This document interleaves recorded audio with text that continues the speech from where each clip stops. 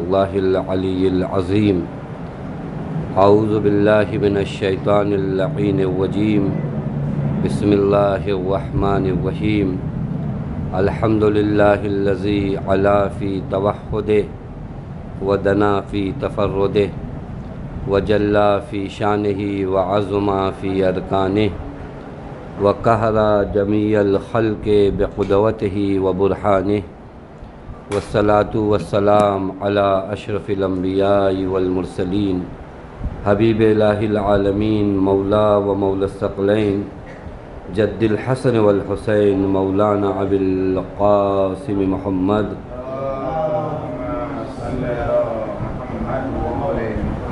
وعلى أهل بيته الطيبين الطاهرين المعصومين المظلومين المنتجبين لا سيما بقية الله في الأرضين واللعنة الدائمة الباقية العاجلة على أعدائهم أجمعين من الآن إلى يوم الدين أما بعد فقد قال الله الحكيم بسم الله الرحمن الرحيم هو الذي بعث في الأميين رسولا منهم يتلو عليهم آياته ويزكيهم ويعلمهم الكتاب والحكمة وإن كانوا من قبل لفي ضلال مبين صلوات پر محمد وآل محمد۔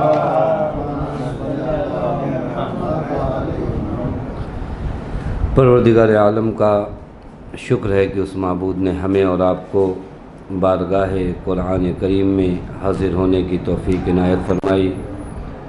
موضوع گفتگو اخلاق در قرآن ہے، جہاں ہماری بحث ریاکاری اور مکاری میں پہنچی کہ انسانی زندگی میں ایک اہم چیز جو انسان کے اعمال کو لائق قدر اور لائق ویلیو بناتی ہے وہ ہے اخلاص۔ اسی کے مقابلے میں جو انسان کے عمل کو نابود کر دیتی ہے وہ چیز ہے ریاکاری۔ عرض کیا تھا گزشتہ جلسے میں آپ کی خدمت میں کہ چند علامتیں ہیں، چند نشانیاں ہیں جس سے انسان پہچان سکتا ہے کہ وہ عمل اخلاص اور خلوص کی بنیاد پہ انجام دے رہا ہے یا وہ عمل ریاکاری کی بنیاد پر انجام دے رہا ہے۔ چونکہ بیماری نہایت مرموز اور چھپی ہوئی بیماری ہے، بہت دنوں بعد اطلاع ملتی ہے کہ ہم اس بیماری کا شکار ہیں، لہٰذا وہ علامتیں جو اہل بیت علیہ الصلوۃ والسلام نے بیان کی ہیں ان پر توجہ دینے کی ضرورت ہے۔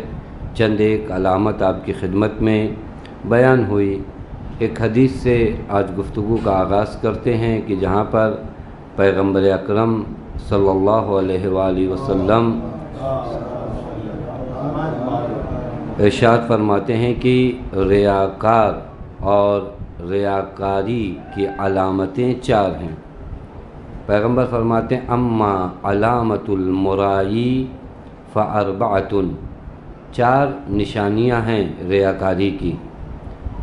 ایک یحرس فی العمل للہ اذا کان عندہ احد، اگر کوئی اس کے سامنے ہوتا ہے، کوئی اس کے پاس موجود ہوتا ہے تو یہ عمل میں حرص دکھاتا ہے، یعنی زیادہ عمل کو انجام دیتا ہے۔ یعنی تنہائی میں وہ بات نہیں آتی، لیکن اگر کوئی دیکھنے والا ہو تو یحرسو کا معنی حرص کے ہوتے ہیں۔ حرص کا معنی اپنے یہاں اردو میں بھی استعمال ہوتا ہے۔ حریص انسان، حریص بھی ایک نگیٹو ہے، ایک پازیٹیو ہے۔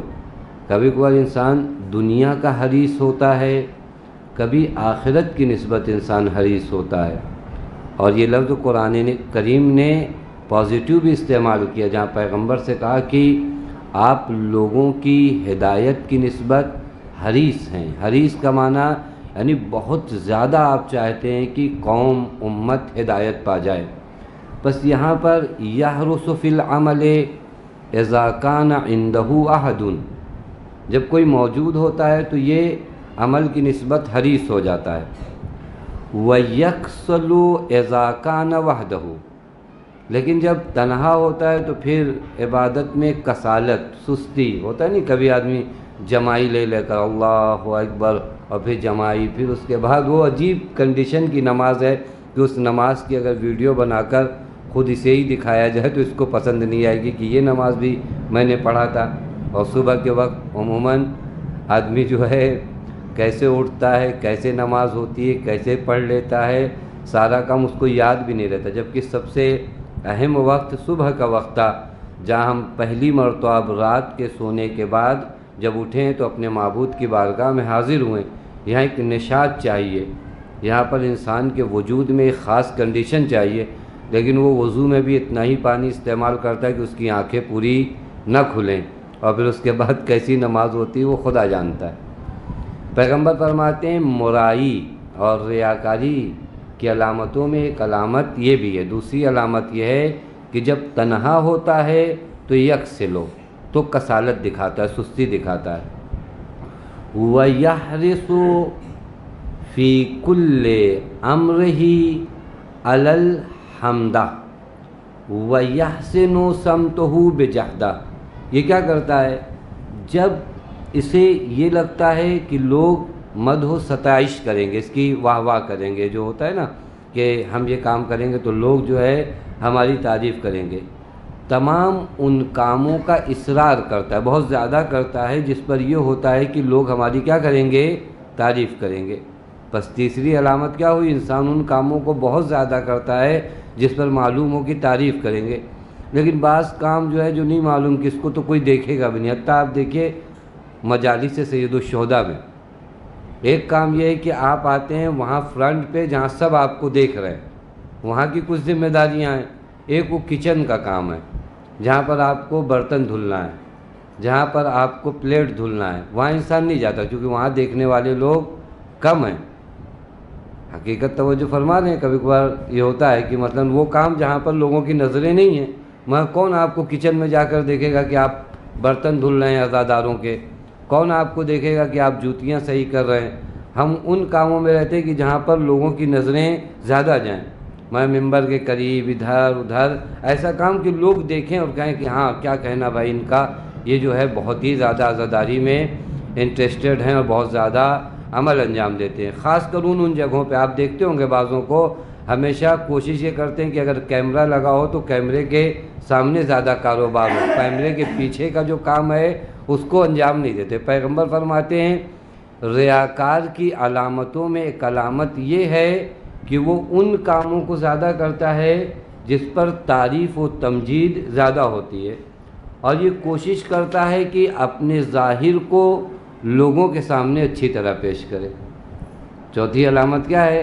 باطن کو سدھارنے کی کوشش نہیں کرتا، ظاہر کو چاہتا ہے کہ لوگوں کے سامنے اچھی طرح پیش کرے۔ یہ چار علامتیں اگر کسی انسان کے وجود میں پائی جاتی ہیں وہ ریاکار ہے پیغمبر کی زبان میں، کہ انسان ان امور کو انجام دے جب تنہائی میں تو کسالت، انہی کو اگر لوگوں کے سامنے انجام دے تو ایک نشاط کی کیفیت اپنے آپ کو دکھائے، انہی کاموں میں زیادہ کوشش کرے جن میں تعریف ہوتی ہو، جو کیمرے کے اوپر آپ کے آنے والی ہے وہاں زیادہ ہمارے ایکٹیویٹیز ہے، تو پتہ چلتا ہے کہ یہ ریاکاری کا عمل ہے۔ چونکہ آپ جانتے ہیں ایک مجلس سید الشہداء جب برگزار ہوتی ہے تو وہ 9 بجے سے 10 بجے تک جو ہو رہی ہے اس کے پیچھے نہ جانے کتنے لوگوں نے صبح 7 بجے سے 8 بجے تک کام کیا ہے۔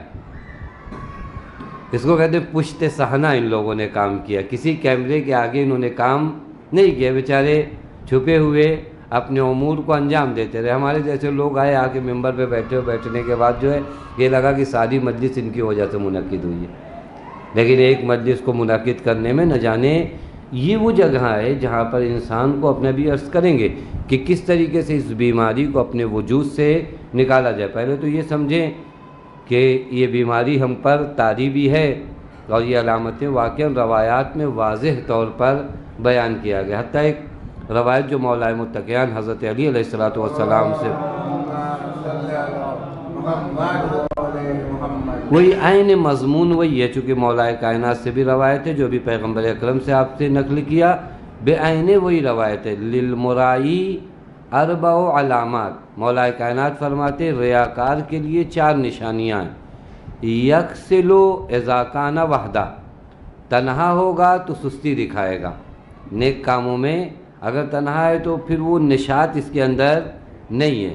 وَيَنْشُطُ إِذَا كَانَ فِي النَّاسِ، اگر لوگوں کے درمیان کوئی نیک عمل انجام دے رہا ہے تو ایک نشاط، ایک عجیب آدمی چہرے سے دکھاتا ہے کہ میں ان کاموں سے جو ہوں بہت دلچسپی رکھتا ہوں، حتیٰ نمازوں میں میں تنہائی بھی مثال دی آپ کی خدمت میں، ایک صبح کی نماز ہے اور ایک جو ہے لوگوں کے سامنے جو آ کر ہم نماز پڑھتے ہیں وہ نماز ہے۔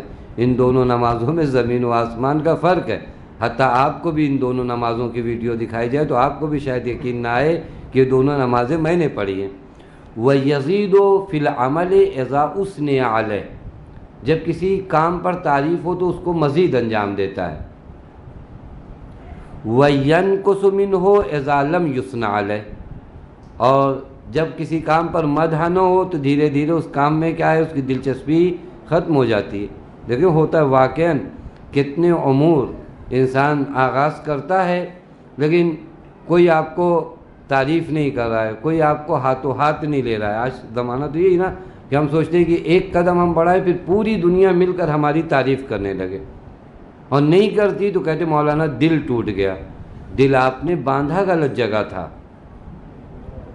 دل ٹوٹتا وہاں سے ہے جہاں دل غلط جگہ آپ نے واگزار کیا، اس دل کو غلط لوگوں سے وابستہ کیا۔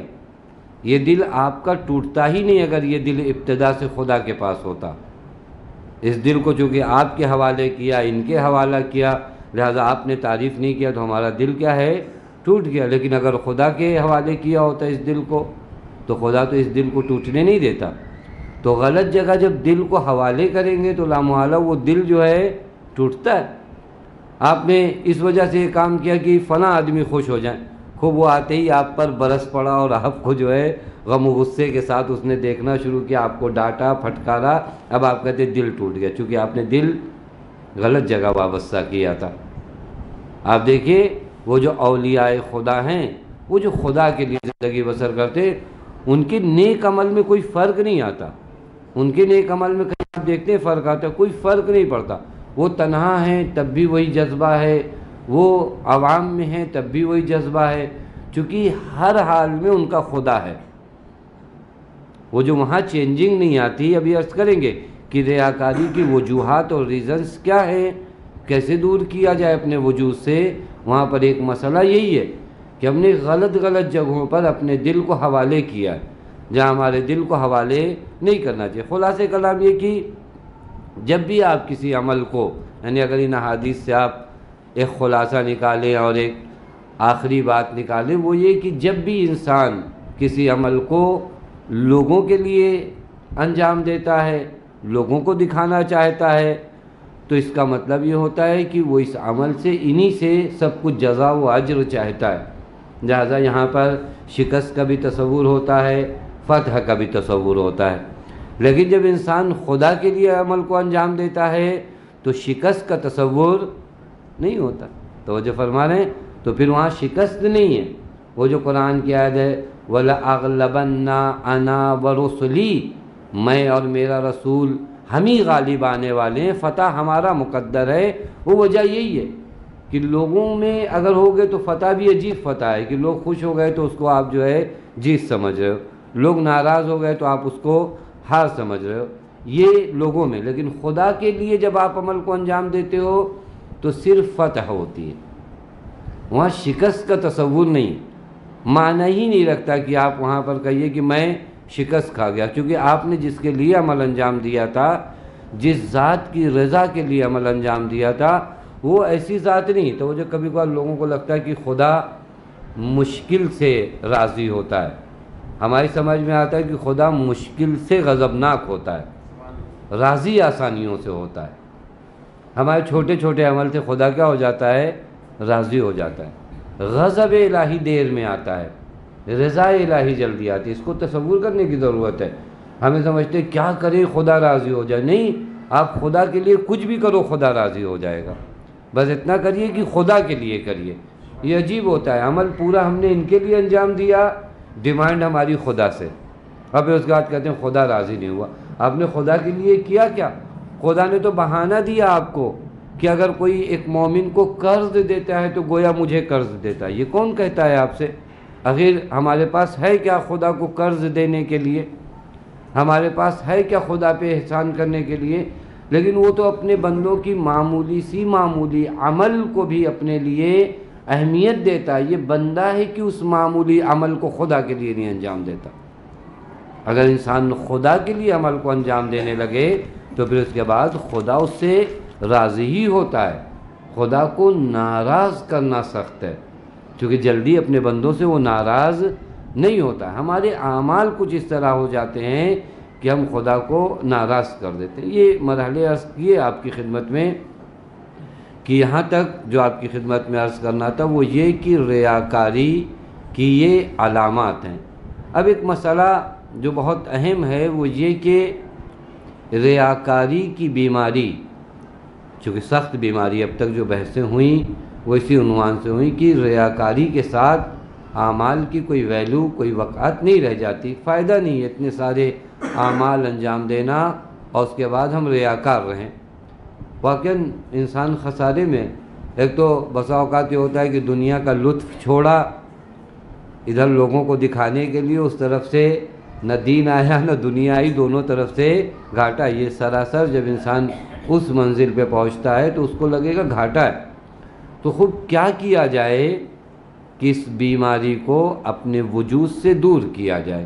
ایک اہم سوال ہے کہ ہم کون سا ایسا عمل انجام دیں کہ یہ بیماری ہمارے وجود سے دور ہو جائے۔ یہ اتنی آسان بیماری بھی نہیں ہے کہ آپ یہ سمجھیے کہ کل سے ہمارا دل چاہے گا کہ ریاکاری نہیں کریں گے تو ہو جائے گا، پرسوں سے پھر چاہے گا ریاکاری کرنا تو پھر کرنا شروع کر دیں گے۔ کبھی کبھی انسان جو ہے بعض بیماریوں کو لیتا ہے کہ جب دل چاہے گا صحیح ہو جائے گا، جب دل چاہے گا خراب ہو جائے گا۔ نہیں، اتنی آسان بیماریوں میں نہیں ہے کہ ہم کہیں کہ کل سے جو ہے یہ ہو جائے گا اور پرسوں سے یہ ہو جائے گا۔ نہیں، یہ بیماری اگر آپ کو طاری ہے تو اس کے لیے کچھ عمل انجام دینے ہوں گے۔ آپ کو یہ دیکھنا پڑے گا کہ یہ بیماری آئی کہاں سے ہے، کس وجہ سے، کون سے پرابلم تھے۔ آپ دیکھتے کبھی کبھار آپ کا سر درد ہوتا ہے، ایک عام ڈاکٹر ہو تو آپ کو کہے گا سر میں درد ہے، لیکن ایک ڈاکٹر آپ سے پوچھے گا کہ سر میں درد کیوں ہوا، اس کا بھی تو ریزن ہے۔ اگر آپ کا بدن درد کر رہا ہے تو آپ کے بدن میں کچھ کم ہوا ہے جس کی وجہ سے آپ کا بدن درد ہو رہا ہے۔ یوں تو نہیں ہے کہ بدن درد کر رہا ہے، بدن درد کر رہا ہے تو اس کی وجہ کہیں پر ہے۔ اگر آپ کے وجود کے اندر بخار ہے، بخار بار بار آپ کو آ رہا ہے تو ایک ڈاکٹر سوال کرے گا، اور یہ جو جانچ ہوتی ہے اسی ریزن کو جانچنے کے لیے ہوتی ہے کہ کیا پرابلم ہے جو بار بار یہ مریض ہو جا رہا ہے، کیا پرابلم ہے جو بار بار اسے چکر آ جا رہا ہے، کیا پرابلم ہے جو بار بار اس کا بدن درد کر رہا ہے۔ اور آپ دیکھتے ہیں کبھی کبھی ڈاکٹر آپ کو بتاتے ہیں کہ آپ کے اندر وٹامن کی کمی ہے، آپ کے اندر فلاں چیز کی کمی ہے، تو اب آتے ہیں ڈاکٹر اسے چھوڑ کر پہلے ان کمیوں کو کیا کرتے ہیں، پورا کرتے ہیں۔ یہ کمیاں پوری ہو جائیں گے آٹومیٹک آپ کے وہ سارے مشکلات کیا ہو جاتے ہیں، حل ہو جاتے ہیں۔ عام ڈاکٹر کے پاس اگر آپ جائیں یوں ہی تو اگر آپ اس سے چلا کر کہیں کہ میرا پیٹ درد کر رہا ہے، وہ آپ کو ایک جو ہے پین کلیئر دوا دے گا، بات ختم ہو گئی۔ لیکن یہ بات کتنی دنوں کے لیے ختم ہوئی؟ یہ 2-4 گھنٹوں کے لیے، 2-4 دنوں کے لیے۔ لیکن جب تک اس بیماری کی جڑ کو آپ نہیں جانچتے پھر یہ بیماری وجود میں آئے گی۔ ریاکاری بھی ایک بیماری ہے، روحی بیماری، ہماری روح کو عارض ہو چکی ہے۔ تو سوال یہ بنتا ہے کہ بیماری ہمارے وجود میں آئی کہاں سے؟ اب دیکھیے یہاں پر 2 طریقہ ہے، ہم آپ کی خدمت میں عرض کریں۔ یہ اتفاق سے جو ہے ڈاکٹر صاحب نہیں ہے تو آج کوئی بھی ڈاکٹری کی بات کریے چلے گا، مگر یہ کہ جو ہے سر کے اوپر سے نہ کرے، وہ ایک ڈاکٹر صاحب ہیں۔ خوب وہ یہ آسان ہے کہ اگر آپ جائیں، بیماری ہو رہی ہے، آپ کو کوئی عارض ہوئی ہے، تو آپ ایسا تو نہیں ہوتا کہ آپ کا علاج کرنے کے لیے وہ آپ کو تڑپتا ہوا چھوڑے۔ پہلے آپ کو کوئی ایک دوا دے گا جس سے آپ تھوڑا سے نارمل ہوں، پھر اس کے بعد آپ کا جو علاج کرنا ہوگا وہ چلے گا۔ یہاں پر بھی یہی ہونا چاہیے۔ روحانی امراض اگر کسی کو لاحق ہو جائیں تو پہلے پین کلیئر دوائیں ہونی چاہیے کہ جس سے تھوڑا سے اس کو مریض کو آرام ملے، پھر اس کے بعد یہاں اس کو چھوڑنا نہیں ہے۔ بہت اوقات ہم پین کلیئر دوائیں لے کر بھاگ آتے ہیں ڈاکٹر کے پاس، تو پھر دوبارہ نہیں جاتے۔ اب جو جاتے ہیں تو لے جایا جاتا ہے، خود سے نہیں جاتے، ایسا نہ کریں۔ یہاں پر بھی یہی ہے، ریاکاری سے جو مرض آپ کو لاحق ہوا ہے ابھی آپ کے علاج کی ضرورت ہے، ہمارے علاج کی سخت علاج کی ضرورت ہے۔ تو اس سخت علاج کے لیے پہلے کوئی ایک چھوٹا سے وہ ہو فارمولہ کہ اس کو دے دیا جائے کہ ابھی یہ بیماری جو ہے تھوڑا دن کے لیے ہمارے وجود میں ٹھہر جائے، اس کے درد کو ہم احساس نہ کریں، جس کو آپ کہتے ہیں کہ ایک پروگرام بنانا چھوٹی مدت کا کہ اتنے دنوں میں آپ یہ کام شروع کرو، ابھی آغاز کرو، یہ آپ کا علاج نہیں ہے۔ اس کے لیے علماء فرماتے ہیں کہ علماء اخلاق فرماتے ہیں پہلا کام آپ یہ کریے، اگر یہ بیماری آپ کو عارض ہے تو آپ اپنی عبادتوں کو تنہائی میں انجام دینے لگیے، آپ اپنے نیک کاموں کو کیا کریے، تنہائی میں انجام دیں۔ یہ ابھی آپ کا علاج نہیں ہے، توجہ فرما رہے ہیں، یہ آپ کا علاج ویسا جیسا ہونا چاہیے ویسا یہ علاج نہیں ہے، لیکن یہ بیماری لگ گئی، آپ کو لگتا ہے کہ واقعاً میں کیوں خوش ہو جاتا ہوں جب لوگوں کے سامنے کسی عبادت کو انجام دیتا ہوں، جب تنہائی میں رہتا ہوں تو کیوں کسالت میرے وجود میں، کیوں سستی میرے وجود میں رہتی ہے۔ یہ بیماری آپ نے دیکھا جو 4 علامتیں بیان کی گئیں، اس سے یہ تو پتہ چل گیا کہ ریاکاری کی بیماری خوب ہمارے وجود میں ہے۔ تو ابھی پہلے اسٹیپ پہ کیا کام کریں، پہلے اسٹیپ پہ جو ہمارا کام ہے وہ یہ کہ اب اپنی عبادتوں کو تنہائی میں انجام دینے لگیں۔ اگر یہ بیماری عارض ہوتی ہے تو اپنی بیماری کو دور کرنے کے لیے ویسے نہیں کہ جڑ سے نابود ہو جائے گی، کیونکہ ابھی آپ نے یہ کام کیا، لیکن ہر لمحہ شیطان تو آپ سے غافل نہیں کہ آپ تنہائی میں اگر اس عمل کو انجام دینے لگیں گے تو شیطان کہے گا چلو جانے دو، بیچارہ اتنا سدھر گیا، اب اس کو کیا بہکانا، نہیں، وہ پھر آئے گا، کیونکہ ابھی بیماری کا علاج نہیں ہوا ہے۔ آپ بچنے کے لیے کام کر رہے ہیں، ابتدا کریے یہاں سے، لیکن جو بیماری کا بھی علاج ہوگا آپ کا وہ یہ علاج نہیں، علاج کا طریقہ الگ ہے۔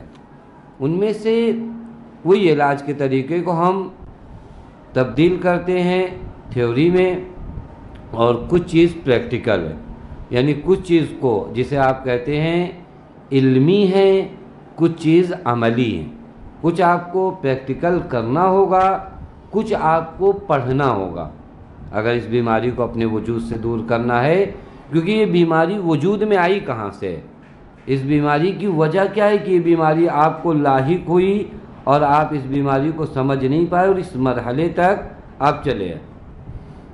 سب سے پہلا کام جو ہے تھیوری کے عنوان سے جو علمی آپ کے لیے راہ حل اور علاج ہے وہ یہ کہ آپ ریاکاری کے اثرات کو مطالعہ کیجیے۔ قرآن و حدیث میں جو ریاکاری کے اثرات ہیں، ضرر ہیں کہ ریاکاری کی بنیاد پر ہمارے اعمال کو کتنا نقصان پہنچ رہا ہے، یہ مطالعہ کرنے کی ضرورت ہے کہ ہم پڑھیں۔ قرآن کریم سب سے بڑی کتاب ہمارے پاس موجود ہے، اور قرآن کریم کی تربیت کا طریقہ ہی یہی ہے کہ قرآن عموماً ریزنز کو بتاتا ہے کہ یہ کام کرو، پھر قرآن اس برائی کو جڑ سے خاتمے کے لیے ابھی آپ کی خدمت میں عرض کریں، قرآن متعدد مقامات پہ انسانیت کو ایک جانب متوجہ کراتے ہیں۔ ہم کو لگتا ہے کہ یہ یوں ہی ہے، کیونکہ ہم نے بھی یوں ہی پڑھا ہے، تو ہم کو لگتا ہے کہ قرآن کی باتیں یوں ہی ہیں، آئیں چلی گئیں، کیا مطلب ہے؟ مثلا اگر اللہ تعالیٰ مثلا ایک مثال کے طور پہ پیش کرے ابھی انشاءاللہ، اللہ تعالیٰ نے کہا کہ میں نے آسمان سے پانی بھیجا، میں نے زمین سے سبزہ اگایا، تو ہمیں لگتا ہے کہ خوب یہ خبر دے رہا ہے اللہ تعالیٰ، بس ہم کو اطلاع دے رہا ہے، یعنی اللہ کو بھی ضرورت پڑی تھی کہ ہمارے پاس آتا اور رپورٹ پیش کرتا کہ دیکھو یہ کام جو ہے ہم نے کیا، یہ ایک مطالعہ قرآن یہ۔ لیکن یہاں تمام جگہوں پر انسانیت کے لیے درس و پیغام ہے۔ قرآن کریم ایسا تو نہیں کہ اللہ تعالیٰ جو ہے ہم پر کچھ جتانا چاہتا ہے، کچھ بتانا چاہتا ہے کہ دیکھو میں نے یہ کیا، کس کو بتاتا ہے آدمی؟ جتاتا کس کو ہے؟ جو اس سے بڑا ہو۔ ہم لوگ تو اس کی مخلوق ہے، ہم اس کو کیا جتا کے بتائیں گے؟ ایک ہلکی سی مثال دیتے ہیں بس یوں ہی آپ کی خدمت میں، واقعی یہ مثال ایسی نہیں ہے کہ اس مقام پہ دیا جائے، لیکن تقریب ذہن کے لیے اگر ایک باپ اپنے بچوں کو بتاتا ہے کہ میں نے یہ کیا یہ کیا یہ کیا، اگر وہ صحیح معنوں میں ایک باپ ہے تو یہ جو بتا رہا ہے اس عنوان سے نہیں بتا رہا ہے کہ کوئی احسان جتا رہا ہے، وہ اس کو قدر بتا رہا ہے، اس کو بتا رہا ہے کہ دیکھو حقیقت کو پہچانو کہ یہ چیزیں کیسے حاصل ہوتی ہیں، تمہاری نگاہوں میں غفلت کا جو پردہ پڑا ہوا ہے وہ ہٹ جائے۔ وگرنہ باپ کا یہ مقصد نہیں ہوتا کہ احسان کو جتانا ہوتا ہے کہ بیٹے سے کہے کہ تمہیں میں نے فلاں کالج میں پڑھایا، فلاں یونیورسٹی میں داخل کرایا، نہیں، کچھ غفلت کے پردے پڑے وہ ہٹانا چاہتا ہے۔ یہاں پر بھی اللہ تعالیٰ جو ہے در حقیقت ہمیں احسان نہیں جتوانا چاہتا کہ مجھے پہچانو، نہیں، اللہ تعالیٰ یہ بتانا چاہتا تم غفلتوں کے جس پردے میں ہو، تم مشرکانہ عمل جو انجام دے رہے ہو، تمہیں معلوم ہی نہیں کہ یہ سب کے سب کائنات کی چیزیں ایک جگہ سے وجود میں آئی ہیں، وہ ذات حق تعالیٰ ہے۔ یہ ایک اہم پیغام قرآن کریم کا۔ بہرکیف یہاں پر ایک مسئلہ جو ہمارے لیے بہت اہم ہے وہ یہ کہ وہ جو آثار ریاکاری ہیں، ہر چیز کا اپنا اثر ہوتا ہے نا، ایفیکٹ جسے آپ کہتے ہیں، صحیح ہے، دھیرے دھیرے تفسیر بھائی کی برکت سے صلوات پڑھے محمد۔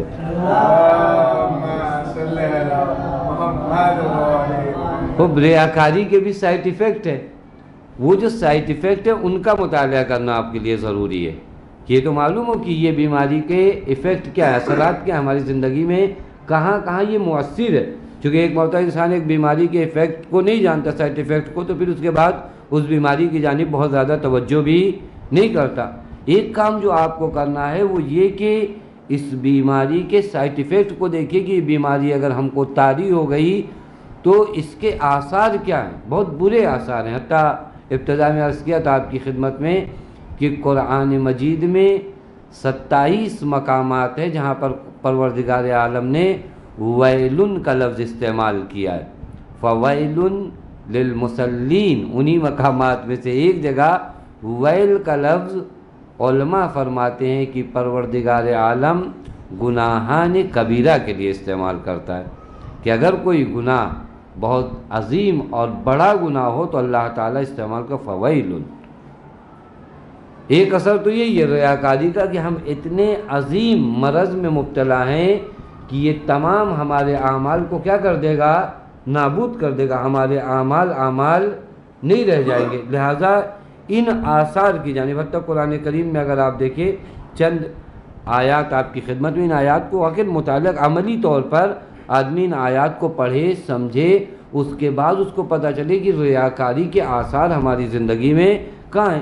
4-5 مقامات پر اگر قرآن کو دیکھیں، قرآن ایک اثر ریاکاری کا جو بتاتا ہے کہ اگر تمہارے وجود میں ریاکاری آ گئی تو ایک بہت غلط اثر جو تمہارے وجود میں پڑنے والا ہے وہ یہ کہ تمہارے اعمال حبط ہو جائیں گے، نابود ہو جائیں گے۔ حبط اعمال، جہاں قرآن کریم میں ارشاد ہے لا تبطلوا صدقاتکم کالذی ینفق مالہ رئاء الناس، اپنے صدقات کو، اس آیت کی وضاحت ہو چکی ہے کہ اپنے صدقات کو باطل نہ کرو، بالمن والعطا، منت اور عطا کے ذریعے ان لوگوں کی طرح جو لوگ لوگوں کے دکھانے کے لیے انفاق کرتے ہیں، جس طرح انہوں نے اپنے عمل انفاق کو باطل کر دیا اس طرح تم بھی اپنے صدقات کو باطل نہ کرو۔ بس ایک اثر، ایک سائیڈ ایفیکٹ اس ریاکاری کا تو یہی ہے کہ ہمارے اعمال جو بڑی محنت سے وجود میں آتے ہیں یہ سب کے سب کیا ہو جاتے ہیں، باطل ہو جاتے ہیں۔ یا ایک مقام پر ارشاد ہے ادنی الریا الشرک، ریا کا ادنا مرحلہ شرک ہے۔ ابھی عرض کریں گے واقعی ریاکاری کو اگر آپ جانچیں، بہت یعنی گھبرا کے آدمی کو کہنا پڑتا ہے کہ ایک موحد اور توحید میں رہنے والے کو آپ کہیے کہ آپ مشرک ہو، یہ بہت سخت عمل ہوتا ہے۔ یہاں پر ارشاد ہے ادنی الریا الشرک، ریا کا ادنا مرتبہ جو ہے وہ تمہیں شرک تک لے جاتا ہے، یعنی مسئلہ کہیں اور ہے۔ دھیرے دھیرے اگر آپ ان مسائل کی جانب آ رہے ہیں کہ ریاکاری در حقیقت کسی اور بیماری کی وجہ سے وجود میں آئی ہے، آپ کی روح میں کوئی چیز کمزور ہوئی ہے لہٰذا یہ بیماری آپ کے وجود کو لاحق ہوئی ہے، اسی چیز کو ہم صحیح کر دیں گے، یہ ریاکاری کی بیماری ہمارے وجود سے ختم ہو جائے گی۔ وہیں کام کرنا ہے کہ کیا ہمارے وجود میں کم ہوا ہے۔ عرض کیا ابھی آپ کی خدمت میں کہ بدن میں کچھ کم ہوتا ہے تو بیماریاں وجود میں آتی، خون کم ہو جائے یا جو ہے اس طرح کے اور وٹامنس جو ہیں وہ کم ہو جائیں تو بیماریاں وجود میں آتی ہیں۔ خوب روح میں بھی کچھ چیزیں کم ہوتی ہیں یا کچھ چیزیں بڑھ جاتی ہیں جس طرح بدن میں، تو پھر اس کے بعد یہ بیماریاں لے کر آتی ہیں، تو لامحالہ اس کا جانچ ہونا چاہیے کہ کیا بڑھا ہے کیا کم ہوا ہے۔ تیسرا اثر جو ریاکاری کے بارے میں قرآن نے کہا وہ اس کو گناہان کبیرہ میں قرآن کریم نے شمار کیا، چونکہ جہاں پر ارشاد ہے وَاعْتَدَدْنَا لِلْكَافِرِينَ عَذَابًا مُحِينًا، ہم نے کافرین کے لیے عذاب مہین آمادہ کر رکھا ہے۔ عذاب مہین یعنی عذاب عظیم، عذاب عظیم یعنی وہ عذاب جو انسان کو ذلیل و رسوا کر دے، ایسے عذاب قرآن کریم نے معین کر رکھے ہیں۔ یہ ہے ریاکاری کا، اگر آپ دیکھیں کہ یہ آثار ہیں ریاکاری کے، یہ مطالعہ ہماری زندگی میں ہو جائے۔ پھر اس کے بعد ایک بحث کو یہاں نہیں چھڑیں گے جان بوجھ کے، چونکہ اس سے اچھی خاصی بحث ہو چکی ہے، وہ یہ کہ اخلاص کے فوائد پہ توجہ کرے، یعنی ریاکاری کے نقصانات پر توجہ کرنے کی ضرورت ہے۔ یہ سب علمی ہے، یعنی آپ مطالعہ کریے، آپ پڑھیے، آپ غور کریے، آپ تدبر کریے، ابھی عمل نہیں ہے لیکن یہی تدبر کہ اس کے نقصانات کیا ہیں اور اخلاص کے فوائد کیا ہیں۔ وہ آیت کریمہ آپ لوگوں کی خدمت میں جو عرض کیا تھا کہ جہاں پروردگار عالم نے مخلصین کے لیے کہا کہ جو بربنائے اخلاص کسی عمل کو انجام دیتے ہیں، گویا وہ ایسی زمین پر بیج بوتے ہیں جو باغ جو ہے بلندی پر ہے، اگر وہاں بارش تیز نہ بھی ہو تب بھی وہاں سے پیڑ پودے اور ثمرات کیا ہوتے ہیں، رشد و نمو کرتے ہیں۔ اخلاص یعنی یہی معمولی سا عمل بھی انسان کی دنیا کو بدل دیتا ہے۔ ریاکاری یعنی یہ کہ کثیر عمل بھی انسان کا بے وقت ہو جاتا ہے۔ بس ان نقصانات، ان فوائد کو انسان جو ہے توجہ کرے۔ ایک اہم مرحلہ وہ تیسرا مرحلہ ہے جہاں پر ابھی گفتگو ہو رہی تھی، وہ یہ کہ انسان پہچانے کہ کن علل اور کن ریزنز کی وجہ سے یہ ریاکاری کرتا ہے۔ ہر چیز کے تو ایک وجہ ہوتی ہے نا، ہم ریاکاری کیوں کرتے ہیں، ہم لوگوں کو کیوں دکھانا چاہتے ہیں، سوال تو یہ، یعنی ان کا مطالعہ کرنے کی ضرورت ہے کہ ہم اگر اس کام کو انجام دے رہے ہیں، یہ درس دے رہے ہیں اس وجہ سے کہ آپ کو دکھائیں، خوب کیا ہے ہمارے وجود میں، کیا ہدف ہے، کیا مقصد ہے، کیا سبب بنا ہے کہ ہم آپ کے لیے عمل کو انجام دیتے ہیں، خدا کے لیے عمل کو انجام نہیں دیتے۔ ان علل کا انسان کیا کرے، مطالعہ کرے۔ ان علل کا جب آپ مطالعہ کرنے آئیں گے، دیکھیے چند چیزیں ہوتی ہیں۔ ایک مرتبہ کیا ہوتا ہے کہ آپ کے سامنے نماز پڑھیں گے تو آپ ہمیں چاہنے لگیں گے، یعنی مخلصانہ جیسے نماز پڑھی جاتی ہے وہ آپ کے سامنے، تو آپ کی نظر میں ہمارا مرتبہ کیا ہو جائے گا، تھوڑا بلند ہو جائے گا۔ پھر اس کے بعد آپ دو چار لوگوں کے درمیان بیٹھ کر تعریف کریں گے۔ یہی سب علتیں دنیاوی علتیں ہیں، اس سے زیادہ بہت بڑی علتیں بھی نہیں ہیں۔ انہی چیزوں میں ہم الجھے ہوئے کہ یہ انسان کیا کرے گا، ہماری تعریف کر دے گا۔ اگر سیکریٹری یا صدر ہوگا تو ہو سکتا ہے کہ کچھ مادی بھی فائدہ ہو جائے، اس طرح کی علتیں۔ اب اگر آپ توجہ کریے، ان عوامل اور ریزنز کی بنیاد پر ہم ریاکاری کرتے ہیں کہ ہم محبوب عالم بن جائیں، لوگ ہم سے محبت کرنے لگیں، یہ لوگ ہماری تعریف و تمجید کرنے لگیں، مادی چند فائدے ہمیں حاصل ہو جائیں۔ یہ انسان اگر صاحب قدرت ہے تو اس کی قدرت جو ہے ہمارے کل کام آئے کہ وہ انسان کے نزدیک جب ہم محبوب ہوں گے تو طاقتور انسان ہے، تو پھر وہ ہماری حمایت کرے گا، ہماری مدد کرے گا، لوگوں سے ہمیں بچائے گا۔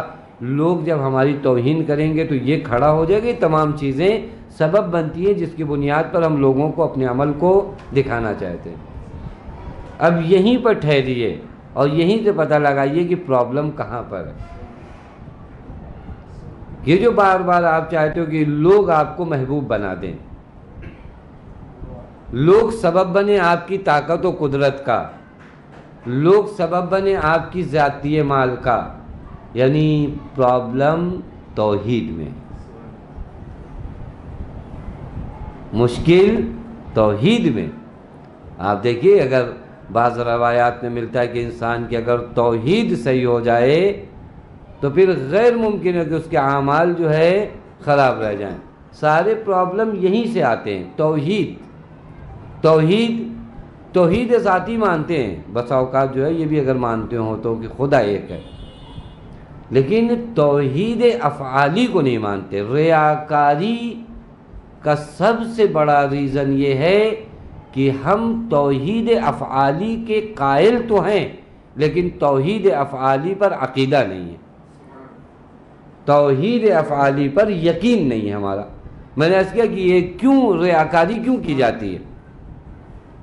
آپ کے پاس مال ہے آپ ہمیں دے دیں گے، آپ کے پاس طاقت ہے آپ ہمیں دے دیں گے، آپ کے پاس میڈیا ہے، پیپر ہے، الیکٹرانک میڈیا ہے، یہ میڈیا، آپ ہمیں مشہور کر دیں گے، یہی سب وجہ ہوتی جو آپ کے سامنے ہم آتے ہیں تو ریاکاری کرتے ہیں۔ اس کا مطلب ہم نے کیا سمجھا ہے آپ کو؟ ہم نے آپ کو منشأ قدرت سمجھا ہے کہ آپ کے پاس طاقت ہے، آپ کے پاس پیسہ ہے، آپ کے پاس جو ہے سب کچھ ہے، آپ ہمیں کہیں تک پہنچا سکتے ہو۔ معاملہ کہاں خراب ہوا ہے؟ اب وہ قرآن کی آیات کو اب توجہ کریے، جو اللہ تعالیٰ کہیں ارشاد فرماتا ہے کہ میں نے آسمان سے بارش نازل کی، میں نے ثمرات وجود میں بخشے، میں نے پیڑ پودے اگائے۔ یہ تمام چیزیں جو قرآن کریم میں ہمیں بے ربط نظر آتا ہے کہ یہ ایک بے خداوند متعال یہ گنوا کیوں نہ، ان نعمتوں کو میں نے بخشا، ان نعمتوں کو میں نے دیا۔ یہ قرآن کا ایک عام پیغام ہے عالم انسانیت کے لیے کہ توحید افعالی اپنی صحیح کرو۔ تمہاری مشکل یہ ہے کہ تمہاری توحید افعالی صحیح نہیں ہے۔ تم ہر ذات کو مستقل ماننے کے لیے تیار ہو، تم سمجھتے ہو کہ ان کے پاس قدرت مستقل ہے، ان کے پاس قدرت مستقل ہے، ان کے پاس قدرت مستقل ہے، یعنی یہ لوگ سب انڈیپینڈنس سے کوئی کسی کے اوپر ٹکا ہوا نہیں ہے، لہذا تمہیں لگتا ہے ان کے سامنے اس عمل کو انجام دو گے، ان کے محبوب بن جاؤ گے، ان کی جانب سے کچھ خیرات تمہیں مل جائے گی، ان کے سامنے عمل کو انجام دو گے، ان کی وجہ سے کچھ مل جائے گا۔ کیوں؟ کیونکہ جس ذات پر تمہیں اعتماد کرنا تھا، جس ذات پر تمہیں بھروسہ کرنا تھا، جو ذات تمام عالم کے لیے قادر ہے، جو ذات مسبب الاسباب ہے، جس ذات کے ارادے کے بغیر کچھ بھی وجود میں نہیں آتا، جو کچھ بھی اس کائنات میں وجود میں آتا ہے اس ذات حق تعالیٰ کے وجود کی وجہ سے، ارادے کی وجہ سے وجود میں آتا ہے، وہی تمہارا پرابلم ہے۔ ہماری مشکل یہاں پر ہے کہ ہم توحید افعالی توحید میں ہم مشرک ہیں، شرک ہے ہمارے وجود میں۔ چونکہ مستقل قدرتوں کو جب کوئی انسان دیکھے گا، لیکن نگاہ کیا ہے؟ مستقل قدرتیں، ہم کو یہ لگتا ہے ان کی قدرت مستقل ہے، ان کی قدرت مستقل ہے، تو پھر آپ کے سامنے الگ، آپ کے سامنے الگ، ان کے سامنے الگ۔ لیکن اگر ہم کو یہ پتہ چل جائے کہ نہیں، تمام قدرتیں ایک ذات سے وابستہ ہیں، تمام چیزیں اس ذات سے ہو کر آتی ہیں، تو پھر اس کے بعد بہت اچھی بات کہا ہے عارف بزرگ نے، حالانکہ ہندوستان کا ماحول نہیں ہوتا کہ کبھی اس طرح کے عرفانی جملے، انہوں نے کہا اگر ریا کو دور کرنا چاہتے ہو تو ریاکاری کرو، ریا کو اگر دور کرنا چاہو تو ریاکاری کرو، لیکن ریاکاری اچھی جگہ کرو۔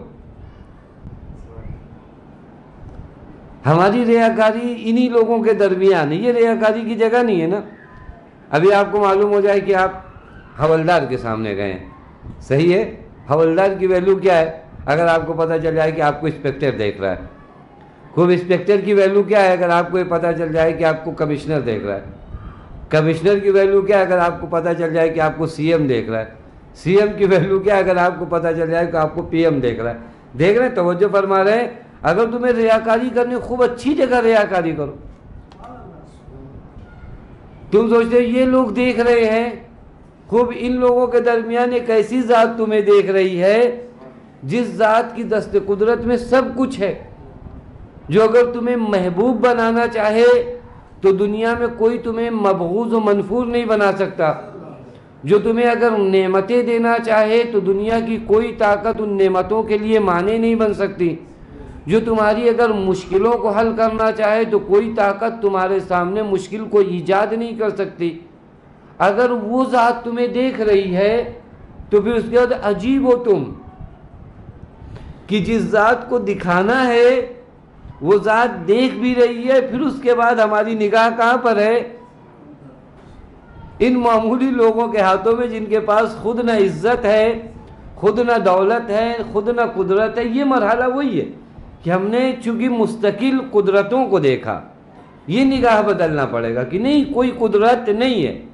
اب اگر آپ کو سمجھ میں آئے کہ واقعاً جو دید ہے، جو نگاہ ہے اہل بیت علیہ الصلوۃ والسلام کی، اس نگاہ سے اگر آپ دیکھیے تو پھر آسان لگتا ہے کہ جب وہ کہے انما نطعمکم لوجہ اللہ، کہ ہم نے اطعام معنی کیا رکھتا ہے، تمہیں انہیں دکھانا یعنی کیا،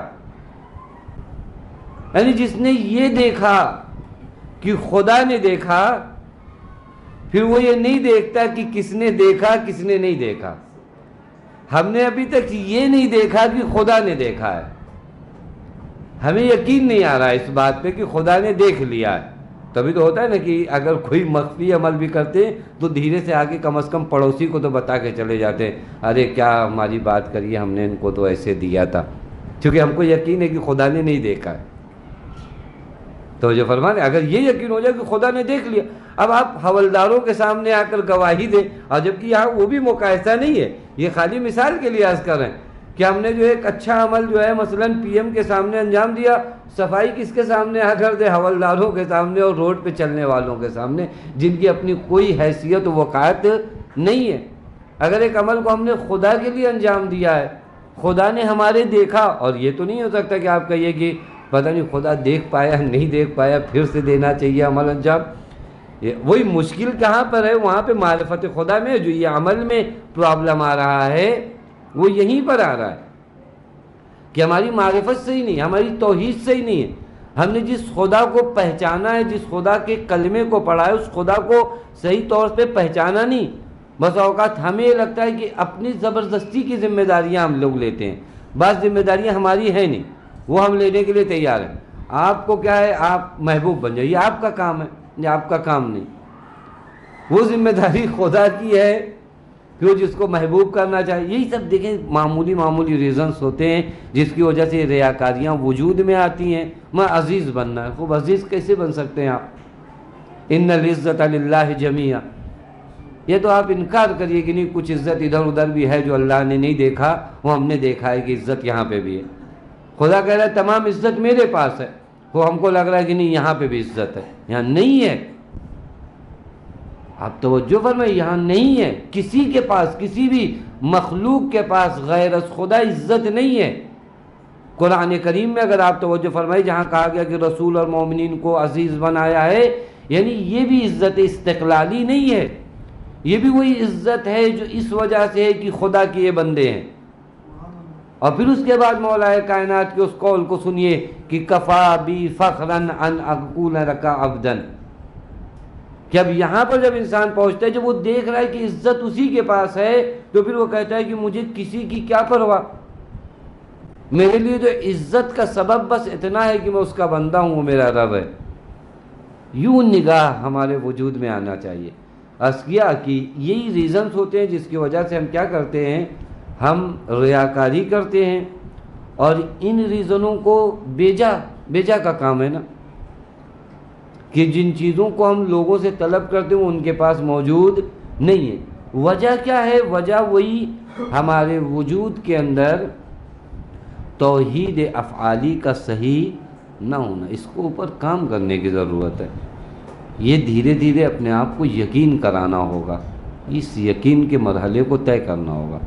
فَاعْبُدْ رَبَّكَ حَتَّى يَأْتِيَكَ الْيَقِينُ، عبادت کریے کہ پروردگار عالم اس منزل یقین و اطمینان تک تو پہنچائے ہمیں، کہ ہمیں لگے کہ نہیں کائنات میں منشأ اثر صرف ایک ذات ہے، یہ یقین آنا چاہیے۔ اس کے بغیر جو ہے پھر تھوڑا سے آپ کی بیماری کچھ دیر کے لیے ٹھیک ہوگی لیکن پھر ویسے ہی ہو جاتا ہے۔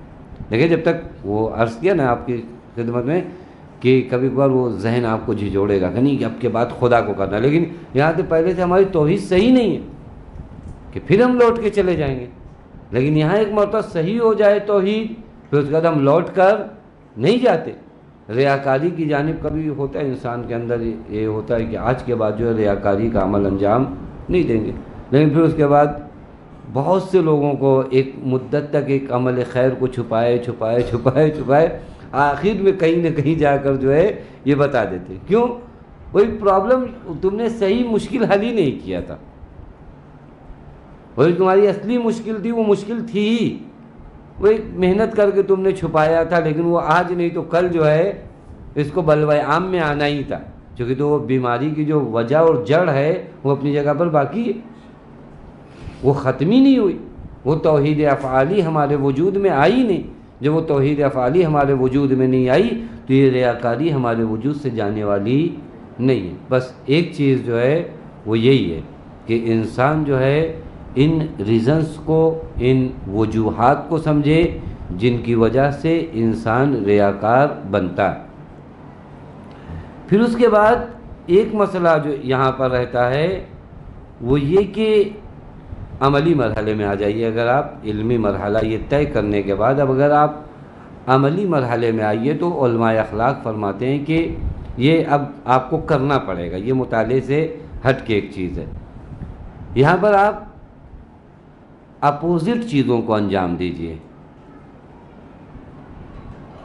یعنی جن چیزوں کی وجہ سے یہ ریاکاری آتی ہے، آپ کیا چاہتے ہو کہ آپ بلوائے عام میں ایک کام انجام دو، آپ اس کے برعکس انجام دو، اس کو جا کر تنہائی میں انجام دو۔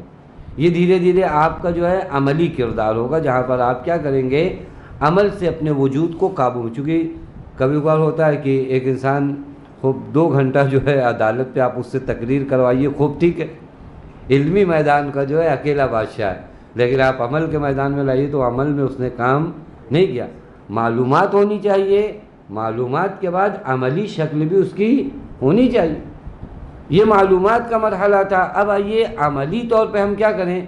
علماء اخلاق فرماتے ہیں کہ ریا کے لیے بھی ضروری ہے کہ انسان ازداد کو، ضدوں کو، یعنی جو اپوزٹ چیزیں ہیں ان کو انجام دے۔ مگر ریاکاری آپ سے کہتی ہے کہ آپ اس عمل کو کہاں انجام دیجئے، لوگوں کے سامنے انجام دیجئے۔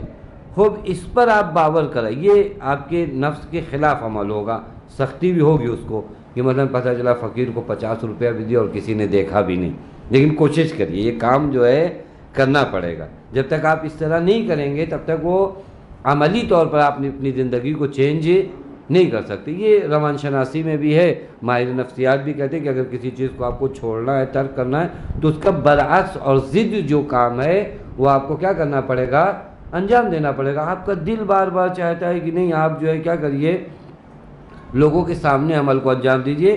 آپ کوشش یہ کریے کہ لوگوں کے سامنے اس عمل کو انجام نہ دیجئے۔ بات واضح ہے۔ یہاں تک آپ ایک کام یہ کریے کہ لوگوں کے سامنے اس عمل کو انجام نہ دیں۔ دوسرا جو مرحلہ ہے جس سے بہرکیف جو ہے ہم لوگ اپنے آپ کو فارغ البال سمجھتے ہیں، وہ یہ کہ وہ جو قرآن کریم نے بعض حضرات کو ہمارے لیے نمونہ عمل و آئیڈیل بنا کر پیش کیا ہے، ان کی زندگی کو مسیر بنایا جائے عملی طور پر، یعنی ان کے راستے پہ چلنے کے لیے اپنے آپ کو کیا کیا جائے، آمادہ کیا جائے۔ یہ عملی ہے۔ یہاں پر آپ کہیں کہ نہیں میں نے مطالعہ کیا سیرت مولا کائنات کا، بہت اچھا لگا، تعریف، واہ واہ، بات ختم ہوئی، نہیں، اس سیرت کو کیا کرنا پڑے گا، عمل میں لانا ہوگا۔ نہیں، ہم بارہا آپ کی خدمت میں عرض کر چکے ہیں کہ کسی نے آپ سے ڈیمانڈ نہیں کیا کہ آپ مولا کائنات بن جاؤ۔ خدا کو بھی معلوم ہے، ہم کو بھی معلوم ہے کہ وہ ذات نہیں ہے کہ اس ذات تک پہنچا جا سکے، لیکن مقتدا ہے وہ ذات، مقتدا نہیں ہے۔ ہم نہیں کہتے ان کی اقتدا کر رہے ہیں، اقتدا کا معنی ہی نہیں واضح ہوا۔ اقتدا عجیب اقتدا ہے، وہ سر اٹھاتے ہیں تو ہمارا سر جھکتا ہے، یہ اقتدا نہیں ہوتی۔ حتی نماز جماعت میں اقتدا نہیں ہے۔ نماز جماعت میں اگر امام جماعت رکوع میں ہے اور آپ جو ہے سجدے میں، تو کہہ سکتے ہیں آپ کہ میں نے نماز جماعت میں اقتدا کیا۔ کس چیز کی آپ نے اقتدا کیا؟ کس چیز کی اقتدا کیا آپ نے؟ اگر امام جماعت رکوع میں تھا، آپ سجدے میں، تو اقتدا نہیں ہوئی۔ یہی حال ہمارا اور اہل بیت علیہ السلام کا ہے، وہ ہمارے مقتدا ہیں، ہمیں ان کی اقتدا کرنا۔ اقتدا کا معنی یہی ہے کہ ہم آپ کی طرح تو سر نہیں جھکا سکتے، لیکن سر جھکائیں گے۔ ہم آپ کی طرح تو اس عمل کو انجام نہیں دے سکتے، لیکن کوشش کریں گے کہ وہ شکل آ جائے۔ شاید کہ حتماً وہ کیفیت و کنڈیشن نہیں آنے والی، لیکن شکل میں تو اس طرح لائیں۔ یہ عملی طور پر ہمیں کر کے دکھانا ہوگا کہ ہم جسے آپ علماء اخلاق کی زبان میں کہتے ہیں کہ الگو پذیری، یعنی آئیڈیل کو قبول کرنا، یہ آئیڈیل کی اقتدا کرنا۔ تیسرا مرحلہ جو مرحلہ عمل میں ہے، عملی مرحلہ، وہ یہ کہ ذکر و یاد خدا، اس سے غفلت ریاکاری لے آتی ہے۔ اب اس کا کیا کیا جائے جہاں پہ تسبیح ہی جو ہے پھر ریاکاری کا سبب بنی۔ وہ ذکر بھی، وہی عرض کیا تھا کہ ذکر بھی ہمارے ہاں عجیب تصور ہے۔ آپ ذکر بتائیے تو پوچھتے کتنی مرتبہ نہیں، پوری زندگی آپ کو ذکر خدا کرنا۔ یہ ذکر کتنی مرتبہ ہوتا ہے، یعنی کچھ دیر خدا کو بھول جائیں۔ یہ بھی تک ہمارے نہیں سمجھ میں آ کہ اگر کسی کا ذکر خدا کیجئے تو خوب کتنی مرتبہ ذکر خدا، کتنی مرتبہ یعنی کیا؟ یعنی ذکر خدا یعنی تمہاری زندگی میں خدا ہو، جہاں سے خدا کی یاد گئی وہاں سے تم منحرف ہوئے۔ آپ دیکھیں زندگی کا اس مرحلے کو یاد کریے جہاں پر یاد خدا آپ سے گئی، وہی انحراف ہے، اس سے ہٹ کر ہے انحراف۔ ذکر خدا کا مطلب یاد خدا۔ اب اگر آپ توجہ کریے کیسے ریاکاری اس سے رکے گی؟ اگر کسی انسان کو یاد کریے کہ وہ ہمارا وقت جو ہے خدا کو یاد کیے ہوئے، خدا جس کے وجود میں ایک فراموش چیز کا نام نہیں ہے، خدا جس کے وجود میں ایک ایسی چیز نہیں کہ جس سے آشنا نہیں ہے۔ اب اگر وہ آشنا ہے خدا سے اور اگر وہ یاد خدا میں مبتلا ہے تو پھر اس کے بعد وہ لوگوں کو دکھانے کے لیے عمل کو انجام دے گا۔ غفلت خدا سے انسان کو ریاکار بناتی ہے۔ یاد خدا جہاں ہوتی وہاں خدا کے علاوہ کوئی اور نہیں ہوتا۔ جب خدا کے علاوہ کوئی اور نہیں ہوتا تو پھر اس کے بعد خدا کے علاوہ عمل کو کس کے لیے انجام دے گا؟ ذاکر خدا کے سامنے خدا کے علاوہ کوئی اور ہوتا ہی نہیں۔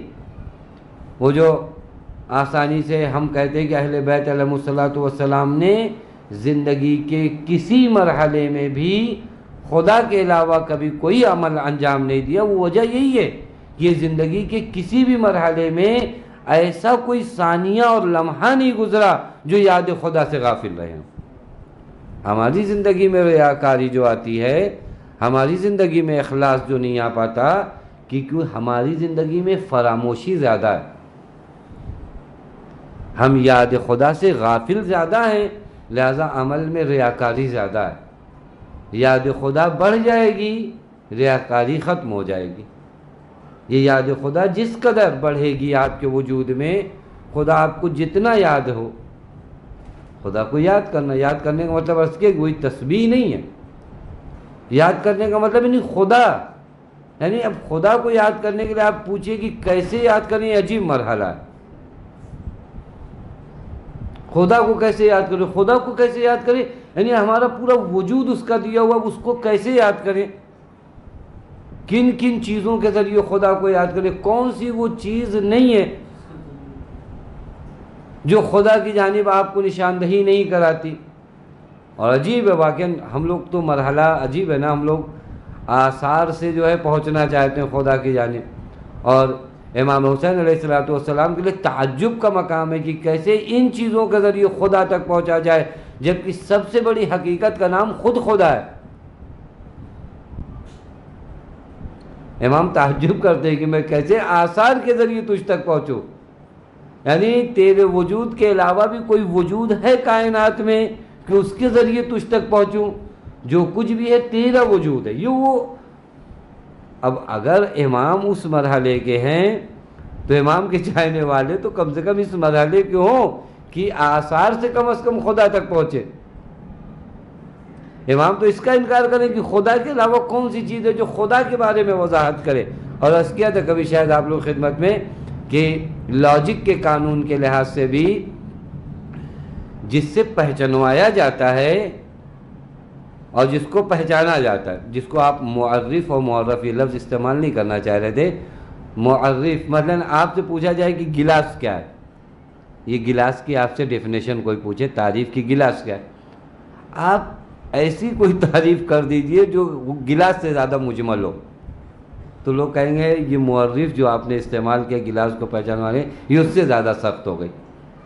جس کے ذریعے آپ پہچانوا رہے ہوں اس کے اندر زیادہ جلا اور نور ہونا چاہیے۔ جس کو پہچان رہے ہیں اس کی نسبت جس سے پہچان رہے ہیں اس میں زیادہ، تو تب یہ مورخ بنے گا نا۔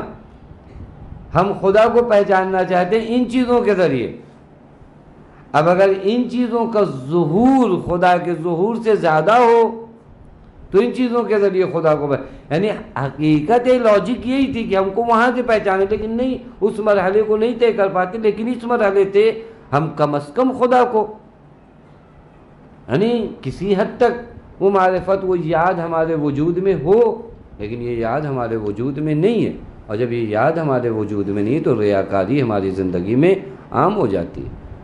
آخری اور عملی مرحلہ جو بہت اہم ہے، اور یہ مقام دعا ہے کہ ائمہ حضرات علیہ الصلوۃ والسلام نے یہاں پر دعا کی ہے کہ ریاکاری کو اپنے وجود سے دور کرنے کے لیے بارگاہ پروردگار عالم میں دعا بھی کرنا چاہیے، کیونکہ وہ ہے جو اس بیماری سے آپ کو نجات دے سکتا ہے۔ متعدد مقامات پر ائمہ علیہ الصلوۃ والسلام نے دعا کی ہے، وہ وقت نہیں رہے گا کہ ان موارد کو پیش کروں، ایک دو موارد جہاں پر امام فرماتے ہیں اللہم ما کان فی قلبی من شک اور ریاء اور سمعۃ فاسألک یا رب ان تبدلنی مکانہ ایمانا۔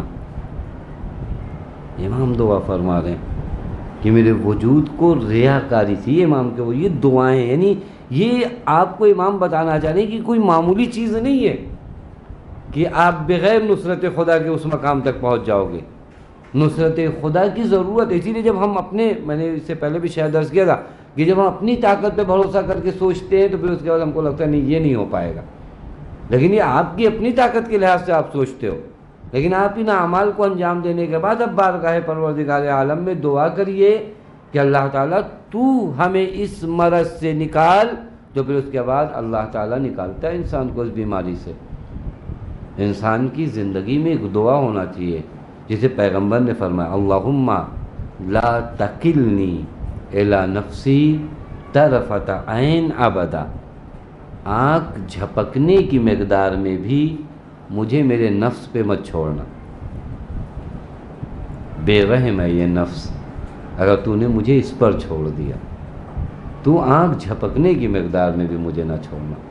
لہٰذا یہ وہ مرحلے ہیں جو اگر انسان طے کرے تو ریاکاری کی بیماری سے، یہ آخری مرحلہ بہت اہم ہے جہاں بارگاہ احدیت میں انسان، لیکن وہی ہے کہ آدمی دعا اس وقت کرتا ہے جب اس کو بیماری سمجھے کہ یہ غلط چیز ہے ہمارے وجود میں آ گئی، یہ ختم ہونا چاہیے، لیکن اگر ہم کو یہ لگتا ہے کہ نہیں یہی سب کچھ دنیا ہے تو پھر اس کے بعد مزید دعا کرتے ہیں کہ یہ اور ہمارے وجود میں آئے۔ بارگاہ پروردگار عالم میں دعا گو ہیں کہ اللہ تعالیٰ اس عظیم بیماری سے ہمیں اور ہمارے اعمال کو نجات بخشے۔ اور الہ تجھے تیرے حق کا واسطہ، آل محمد کے حق کا واسطہ، ہم میں جو بیمار ہیں انہیں شفاء کامل و عاجل عنایت فرما۔ بار الہ تجھے تیرے حق کا واسطہ، آل محمد کے حق کا واسطہ، ہم میں جو پریشان ان کی پریشانیوں کو دور فرما۔ بار الہ تجھے تیرے حق کا واسطہ، آل محمد کے حق کا واسطہ، ہم میں جو مقروض ہیں ان کے قرض غیب سے ادا فرما۔ بار الہ تجھے تیرے حق کا واسطہ، آل محمد کے حق کا واسطہ، معبود ہماری اس مختصر سی عبادت کو قبول فرما۔ بار الہ تجھے تیرے حق کا واسطہ، آل محمد کے حق کا واسطہ، معبود ہماری قوم کے بچوں کو، جوانوں کو، نوجوانوں کو ترقی عنایت فرما۔ بار الہ تجھے تیرے حق کا واسطہ، آل محمد کے حق کا واسطہ، معبود تجھے بی بی زینب سلام اللہ علیہا کا واسطہ، وارث عدل و انصاف امام زمان کے ظہور میں تعجیل فرما، ہمیں ان کے اعوان و انصار میں شمار فرما۔ ربنا تقبل منا انک انت السمیع العلیم۔ آج ایک روایت کے مطابق شب شہادت امام ہادی علیہ الصلوۃ والسلام ہے، لہذا ہم سب مل کر امام ہادی کی شہادت کا پرسہ بارگاہ امام زمان اجل اللہ تعالیٰ فرجہ شریف میں پیش کریں، اور 2-3 منٹ مصائب آپ لوگ خدمت میں پڑھ دیں تاکہ یہ شہادت کی شب ہے، یوں نہ جائے کہ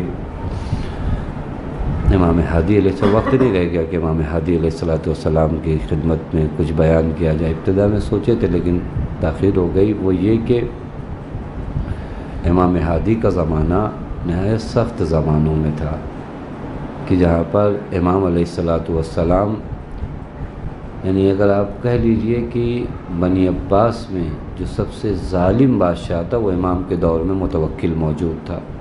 ہر مرحلے پر امام کو اذیت پہنچانا، امام کو ستانا، اس کا شیوا اور طریقہ تھا۔ لہٰذا تمام مراحل میں، یہاں تک کہ امام کے اپنے شیعوں سے جو رابطے ہونے چاہیے اسے بھی ہر مرحلے پر منقطع کیا جاتا تھا اور ختم کیا جاتا تھا، اور طرح طرح سے امام کو اذیت پہنچائی گئی۔ اور آخر کار جب ان لوگوں نے یہ دیکھا کہ تمام رد عمل، تمام عکس العمل جو امام کے خلاف کر سکے کیا، اور اس کا جب نتیجہ نہ نکلا تو پھر امام علیہ السلام کو زہر دغا سے شہادت دی۔ اور واقعی سخت مرحلہ ہے، غربت کا مرحلہ۔ آپ کبھی توجہ کریے، میں نہیں جانتا کہ اس زمانے میں سامرا کا کیا حال رہا ہوگا، لیکن آج بھی آپ اگر سامرا جائیے تو ایک غربت نظر آتی ہے کہ ہمارے ائمہ علیہ السلام کو کس جگہ لایا گیا تھا۔ مدینۃ الرسول چھوڑا کر سر من رعا میں امام کو لایا گیا، اور یہاں پر غربت کی موت، غربت کی شہادت امام کی واقع ہوئی ہے۔ لیکن کیا کیا جائے کہ جب بھی کسی امام کا ذکر آتا ہے تو ائمہ نے خود بتایا ہے، لا یوم کا یوم کا یا ابا عبداللہ، کوئی بھی دن آپ کے دن کی طرح نہیں ہے ابا عبداللہ۔ آپ جانتے ہیں شہادتیں، ہر امام مظلوم شہید ہوا، لیکن ایک مظلومیت حسین کی ہے، وہ عجیب مظلومیت ہے۔ تاریخ میں ملتا ہے کہ کیسا مرحلہ تھا جب مظلوم امام خیمہ زینب سلام اللہ علیہا میں حاضر ہوئے ہیں اور آ کر فقط اتنا کہا، بہن اب جانے کی اجازت دو، الوداع کے لیے حسین آیا ہے۔ روایت کا جملہ ہے کہ زینب کبھی اٹھتی ہیں کبھی بیٹھ جاتی۔